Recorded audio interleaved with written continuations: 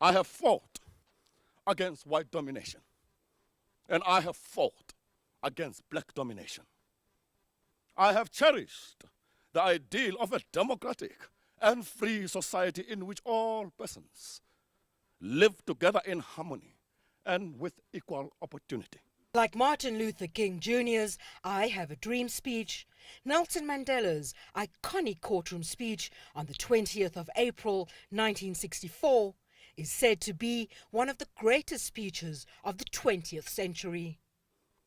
It is an ideal which I hope to live for and to see achieved. But if needs be, it is an ideal for which I am prepared to die. Powerful words that many say played a pivotal role in South Africa's long liberation struggle.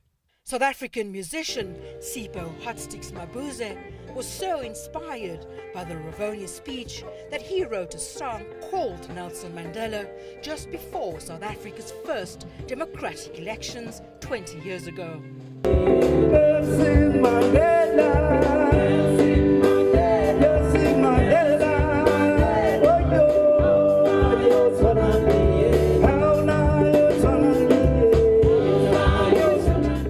Watershed speech that today we're celebrating freedom, because had he not made this speech, had not taken up the challenge to the regime, then he probably would have been hanged, and who knows how long it would have taken for us to. But it shows the brevity of men who are willing to make a difference to many people. And for me, it still remains one of the greatest speeches ever made around the world. So we cannot, in this year of 20 years of democracy, ignore such speeches, because they go to the heart of what our democracy is about. They go to the heart about what our struggle was about and why we enjoy the fruits of freedom and democracy today. The 50th anniversary of the Rivonia trial speech coincides with a call by prominent South Africans for the holding cell where Nelson Mandela and his fellow Rivonia trialists were held to be restored as a site of memory for future generations. They are concerned that the prison cell below the infamous Palace of Justice courtroom has fallen into a state of decay. And I just felt perhaps we're not doing as much as we should to preserve the legacy of honor.